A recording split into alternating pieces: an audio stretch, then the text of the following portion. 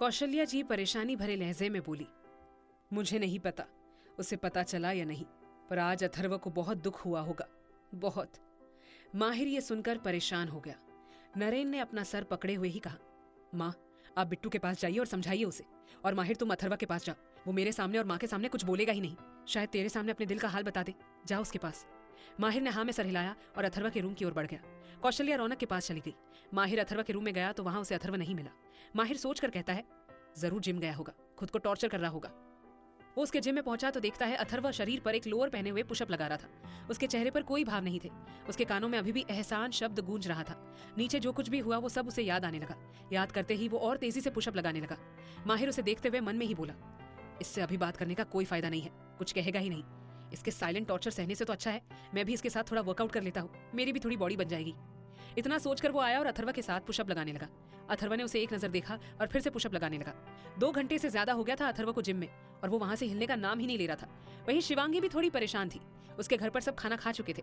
खाना खाने के बाद आनंद और आरोही के साथ शिवांगी पार्क के लिए चल पड़ी। उसकी नजर बार बार पार्क के दूसरी तरफ बने दरवाजे पर चली जाती थी, जहां से बाहर निकलकर उसने कल अथर्व को सुना था। शिवांगी सोचते हुए बोली, 10 बजने वाले हैं, कल इसी वक्त पर तो मैंने वो धुन सुनी थी, लेकिन आज तो ऐसा कुछ भी नहीं है। क्या वो आएगा? एक अनजान का मुझे इतना इंतजार क्यों है? वही दूसरी ओर अथर्व जिम्नास्टिक की एक्सरसाइज कर रहा था। जिम्नास्टिक जिस तरह से कलाबाजियां दिखाते हैं वो भी वही कर रहा था। माहिर अपने हाथ पर चेहरा रख उसे देखने लगा। कलाबाजियां करते वक्त उसकी लैंडिंग परफेक्ट होती थी। वो रुका, टेबल पर रखे टॉवल से अपना पसीना पोंछा और माहिर के पास बैठ गया। माहिर उसे देखते हुए बोला, देख तू जानता है वो गुस्से में था, बोल दिया उसने गुस्से में, दिल पर मत लेना। अथर्व हल्का सा मुस्कुराते हुए बोला, अपनों की बातें ना चाहते हुए भी दिल पर लग जाती है माहिर, और रही बात गुस्से की तो गुस्से में इंसान अक्सर सच बोल जाता है। माहिर उसका हाथ पकड़कर जमीन पर लेटा और खुद भी उसके साथ लेटकर ऊपर की ओर देखकर बोला, छोड़ ये सब, सुबह तक देखना भागा भागा आएगा तेरे पास। अथर्व ये सुनकर मुस्कुरा देता है। माहिर ने बात बदलते हुए उससे पूछा, अच्छा ये बता, तुझे ये तो पता था कि पायल क्यों आई थी, पर ये कैसे पता चला कि उसका बॉयफ्रेंड है? कहीं हमारी बात तो नहीं सुन ली थी तूने? माहिर बात बदलते हुए उससे पूछता है। अथर्व ऊपर की ओर देखकर बोला, नहीं मैंने कुछ नहीं सुना था, मुझे उनके टैटू से पता चला था जो उनकी कलाई पर बना हुआ था। माहिर कुछ सोचकर बोला, ओ तो ये बात थी, ये टैटू ने सारा भांडा फोड़ दिया। मैं क्या कह रहा हूँ, अगर उसने ब्रेसलेट या फिर कुछ और पहना होता ना अपनी कलाई पर तो वो टैटू छिप जाता और फिर ना ही तुझे पता चलता और ना ही ये सब होता। अथर्व ने अपनी आंखें बंद की हुई थी। माहिर ने जैसे ही ब्रेसलेट का नाम लिया उसे शिवांगी के ब्रेसलेट की याद आई और वो झट से उठ बैठा और कहा, ब्रेसलेट? माहिर उसे देखते हुए बोला, हाँ वही तो कह रहा हूँ, अगर पायल ने ब्रेसलेट पहना होता ना तो। अथर्व उसे टोक कर बोला, मैं पायल की बात नहीं कर रहा हूँ, मैं तो उस ब्रेसलेट वाली। इतना कहकर वो माहिर को देखने लगता है जो उसे ही देख रहा था। माहिर उठकर शक भरी निगाहों से उसे देखते हुए कहता है, ब्रेसलेट वाली क्या?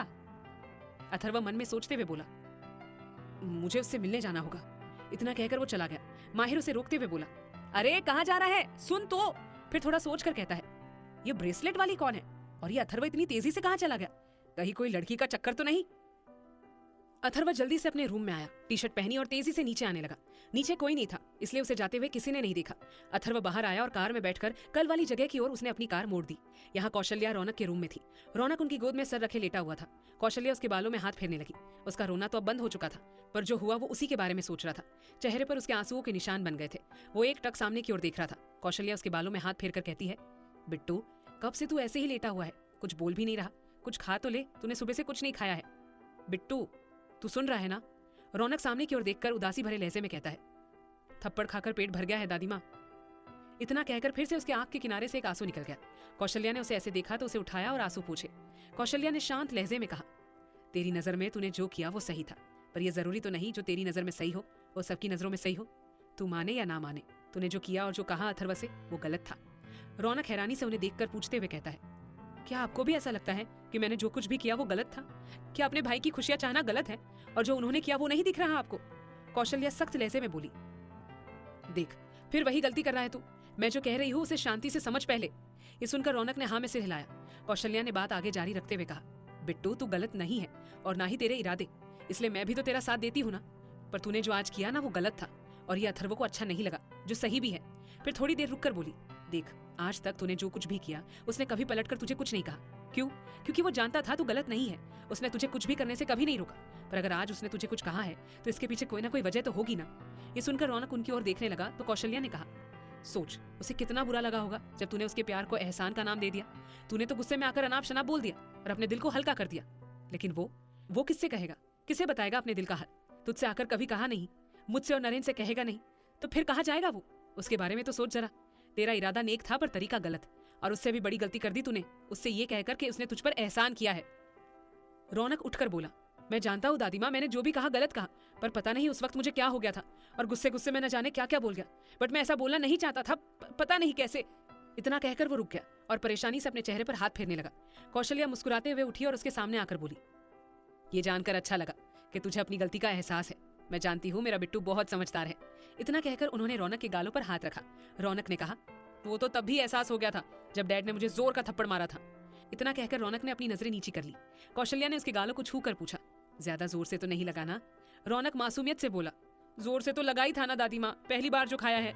इतना कहकर वो अपना गाल सहलाने लगा। उसे ऐसा करता देख कौशल्या हल्के से हंस दी। कौशल्या ने उसे बेड पर बिठाया। रौनक ने बैठते हुए मासूमियत से कहा, मैंने पहली बार डैड का ये रुद्र स्वरूप देखा है, जो बड़ा ही खतरनाक था दादी माँ। कौशल्या मुस्कुराकर बोली, देख ले, जिस डैड ने तुझसे ऊंची आवाज में कभी बात नहीं की, उसने आज तुझ पर हाथ उठा दिया।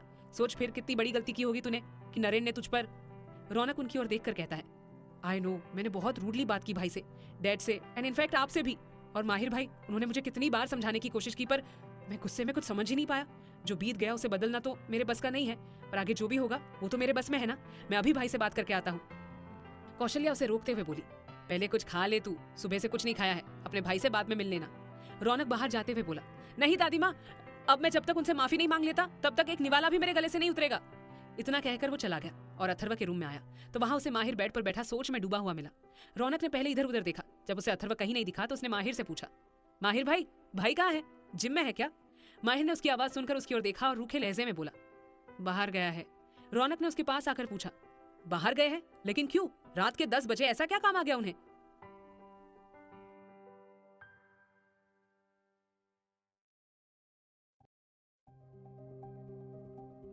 रौनक उसके पास आकर पूछता है, बाहर गए हैं लेकिन क्यों? रात के 10 बजे ऐसा क्या काम आ गया उन्हें? माहिर उसकी ओर देखकर उसी अंदाज में बोला, मुझे बताकर नहीं गया कि कहाँ जा रहा है, समझा? रौनक मन में बोला, इनके तेवर भी अलग ही दिख रहे हैं, इनके तेवर भी अलग ही दिख रहे हैं। लगता है भाई से पहले इन्हें मनाना पड़ेगा। इतना सोचकर वो माहिर के पास बैठा और उसकी बाहें पकड़कर बड़ी ही मासूमियत से बोला, भाई नाराज हो? मैं जानता हूँ कि मुझसे गलती हो गई, छोटा बच्चा समझकर माफ कर दो ना प्लीज। माहिर उसे घूरते हुए बोला, छोटा बच्चा? रौनक बात संभालते हुए बोला, मेरा मतलब है कि आपके सामने तो बच्चा ही हूं ना, बस उस तरह से कह रहा था। माहिर उठकर बोला, मैं क्या माफ करूं तुझे? तूने दिल अथर्वा का दुखाया है, उससे ही ये सब कहना। रौनक उठते हुए बोला, तो उन्हें ही तो ढूंढते हुए आया हूं यहाँ, पर वो अब यहाँ है ही नहीं तो। माहिर उसकी ओर देखकर शांत लहजे में बोला, देख बिट्टू, वो बहुत ही सेंसिटिव है इन मामलों में। वो मेंटली और फिजिकली तो स्ट्रांग है पर इमोशनली बहुत ही वीक है। वो तुझसे दूरी, तेरी नाराजगी बर्दाश्त नहीं कर सकता, फिर चाहे गलती उसकी हो या तेरी। इसलिए मैं तुझसे रिक्वेस्ट करता हूँ, प्लीज वो काम मत कर जो उसके उसूलों के खिलाफ हो। रौनक उसके पास आकर बोला, मैं वादा करता हूँ भाई आपसे, मैं ऐसा कुछ नहीं करूंगा जो उनके उसूलों के खिलाफ हो। ये सुनकर माहिर मुस्कुरा देता है और उसे मुस्कुराते देख रौनक बोला, आप मुस्कुरा रहे हो, इसका मतलब आपने मुझे माफ कर दिया है ना? माहिर हाथ बांधकर मुस्कुराते हुए बोला, मैं तुझसे नाराज था ही कब, थोड़ा बुरा लगा था, पर मैं तुझे अच्छे से जानता हूँ कि तू गलत नहीं है और ना ही तेरे इरादे। मैं जानता था कि जब तुझे अपनी गलती का एहसास होगा तो तू दौड़ा दौड़ा आएगा हमारे पास, वही हमारा पुराना बिट्टू बनकर। इतना सुनकर रौनक ने मुस्कुराते हुए उसे गले लगा लिया और कहा, थैंक यू भाई, थैंक यू सो मच। फिर उससे अलग होकर कहा, मैं भाई को एक बार फोन करके देखता हूँ और उन्हें जल्दी से आने को बोलता हूँ। माहिर ये सुनकर हाँ में सिर हिला देता है। रौनक ने अथर्व को फोन किया तो उसका फोन जो टेबल पर रखा हुआ था वो बजने लगा। रौनक फोन को देखकर बोला, भाई तो अपना फोन यहीं भूल गए अब? माहिर कुछ सोचकर बोलता है, फोन लेकर नहीं गया, कुछ तो गड़बड़ है। जिम में भी अजीब सा बिहेव किया उसने, कुछ कहा नहीं और चला गया। पूछने लगा तो जवाब भी नहीं दिया और किसी ब्रेसलेट वाली का जिक्र किया उसने। रौनक हैरानी से बोला, ब्रेसलेट वाली? माहिर ने उसे देखते हुए हाँ में सिर हिलाया और दोनों इस बारे में सोचने लगे। दूसरी ओर शिवांगी उसी बेंच के पास खड़ी थी जहाँ कल अथर्व बैठकर माउथ ऑर्गन बजा रहा था। उसने अपनी घड़ी में टाइम देखते हुए कहा, मेरे घर जाने का समय हो गया है और वो अभी तक आया नहीं। आ जाता तो उससे बात कर कुछ हद तक मेरा गिल्ट कम हो जाता। अब जिंदगी भर ये बात मुझे सताती रहेगी कि मैंने एक लड़के को छुप छुप कर सुना, वो भी बिना उसकी इजाजत के। इतना कहकर वो फिर से इधर उधर देखने लगी। शिवांगी अपने हाथ को देखते हुए बोली, मेरा दिल कह रहा है वो आएगा। शिवांगी ने अपनी आंखें बंद कर ली और उस पल के बारे में सोचने लगी जब अथर्व के माउथ ऑर्गन को सुन वो यहाँ आई थी, और उस पल के बारे में भी सोचने लगी जब अथर्व का हाथ उसके हाथ को छू गया था। इतना सोच वो हल्के से मुस्कुरा दी। तभी आनंद की आवाज उसके कानों से टकराई, शिवांगी चल घर चलते हैं, बहुत लेट हो गया है। इतना सुनकर वो जैसे नींद से जागी और आनंद को आने का इशारा कर खुद सामने की ओर देखते हुए पार्क के अंदर जाने लगी। आनंद आगे आगे चलने लगा। शिवांगी ने पार्क के गेट पर पहुंचकर एक बार फिर से सामने बेंच की ओर देखा। उसके चेहरे पर निराशा साफ झलक रही थी। वो मन में सोचने लगी, आई एम सॉरी, कहना तो मैं ये तुमसे चाहती थी, वो भी फेस टू फेस पर शायद। इतना सोचकर वो रुक गई और एक नजर सामने की ओर देख पार्क के अंदर चली गई और अपने घर की ओर बढ़ने लगी। तभी ही अथर्व ने अपनी कार रोकी। वो बाहर निकला और इधर उधर बड़ी बेचैनी से देखने लगा। वो चारों ओर देखते हुए बेंच के पास आया। उसने बेंच के किनारे पर हाथ रखा और कहा, यहाँ तो कोई भी नहीं दिख रहा, अब क्या करूं? मुझे उससे बात तो करनी होगी। इतना सोच उसकी नजर पार्क में गई और उसे देखते हुए वो कहने लगा, कहीं वो लड़की इस पार्क में तो नहीं? कल रात को भी वो यही भाग कर गई थी। इतना सोच वो पार्क के अंदर जाने लगा। जैसे वो पार्क के अंदर गया वैसे ही दूसरी तरफ के गेट से शिवांगी पार्क से बाहर चली गई। पार्क के अंदर आकर अथर्व ने देखा तो वहां कोई नहीं था। चारों तरफ खामोशी थी, बस झिंगुरों की आवाजें आ रही थी। अथर्व निराशा से बोला, यहाँ तो कोई भी नहीं है, कहीं सच में वो मेरा वहम तो नहीं था? कुछ समझ ही नहीं आ रहा। इतना सोचकर वो कुछ देर खड़ा रहा, फिर निराश होकर चला गया। पार्क से बाहर निकलकर वो अपनी कार के पास आया। उसने एक नजर पलटकर पार्क के गेट की ओर देखा और फिर कार में बैठकर चला गया। शिवांगी अपने घर आई और सीधे अपने रूम में चली गई। रूम में आकर उसने अपना मोर पंख निकाला और खिड़की के पास आकर उसे देखने लगी। शिवांगी सोचते हुए बोली, जो सोचा वो हुआ नहीं, न जाने अब कल क्या होगा। मुझे ये सोशल गैदरिंग्स बिल्कुल पसंद नहीं है, पर मजबूरी है, जाना पड़ेगा। अगर मेरा मतलब है कि वो नहीं आ रहे होते तो मैं तो बिल्कुल नहीं जाती। उन्हें लाइव देखने का मौका मिलेगा, उन्हें सुनने का मौका मिलेगा, जो मैं नहीं छोड़ सकती। पर दिल में अलग सी बेचैनी है जो मुझे हर बार होती है कुछ अलग करने पर। बस कल सब कुछ ठीक हो। इतना सोचकर वो थोड़ी देर ऐसे ही खिड़की के पास खड़ी रही, फिर सोने चली गई। वहीं दूसरी ओर जब अथर्व अपने घर पहुंच चुका था, वो कार पार्क कर मन ही मन सोचते हुए अपने घर की ओर बढ़ रहा था। उसने सोचते हुए कहा, मुझे ना उस लड़की का ख्याल मेरे दिमाग से निकालना होगा, लेकिन वो ब्रेसलेट है कि दिमाग से निकलता ही नहीं। पर अब मुझे ना उसके बारे में सोचना है और ना ही उस लड़की के बारे में, यही सही रहेगा। इतना सोचकर वो घर के अंदर आया। जैसे ही वो अंदर आया तो देखा सामने सोफे पर कौशल्या और माहिर बैठे हुए थे। रौनक इधर से उधर हो रहा था और वो दोनों उसे ही देख रहे थे। तभी माहिर की नजर अथर्व पर गई और वो मुस्कुराते हुए उठा और बोला, ये लो, अथर्व आ गया। कहाँ चला गया था अथर्व? हम कब से ढूंढ रहे थे। ये सुनकर रौनक तुरंत पलटकर सामने की ओर देखने लगा, जहाँ अथर्व खड़ा था। अथर्व ने उसे एक नजर देखा और कुछ नहीं कहा। फिर सबको इग्नोर कर वो अपने रूम की ओर बढ़ गया। वो तीनों एक दूसरे को देखने लगे। रौनक ने उसे जाते हुए देखा तो उसका चेहरा उदासी में बदल गया। फिर कुछ सोचकर अचानक से उसके चेहरे पर मुस्कुराहट आ गई। वो तुरंत कौशल्या के पास आया और उनके सामने घुटने के बल बैठकर उनका हाथ पकड़कर थोड़ी ऊंची आवाज में अथर्व की ओर देखकर कहा, दादी माँ, जब मैं छोटा था ना तो मॉम मेरी डाइट का ख्याल रखती थी। टाइम से मुझे खाना खिलाती थी, मुझे जो चाहिए होता था वो बना कर देती थी। फिर उनके जाने के बाद भाई ही तो थे जो मेरी हर डिमांड पूरी करते थे। जो कहा था वो बना कर देते थे, मुझे कभी भूखा नहीं रहने देते थे। ये सुनकर अथर्व रुक गया। उसे रुकता देख रौनक ने भूखे पर थोड़ा जोर देकर कहा। माहिर ये सुनकर मुस्कुराते हुए कभी अथर्व को तो कभी रौनक को देखता और कौशल्या बड़ी हैरानी से रौनक को देख रही थी। रौनक नौटंकी करते हुए कहने लगा, पर आज देखो, कोई नहीं है पूछने वाला मुझे इस घर में, कोई भी नहीं। सुबह से भूखा घूम रहा हूं मैं, पर किसी ने भी।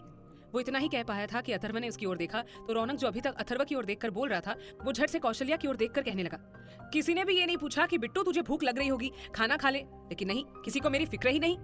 फिर तिरछी निगाह से अथर्व की ओर देखकर कहा, किसी को भी नहीं है।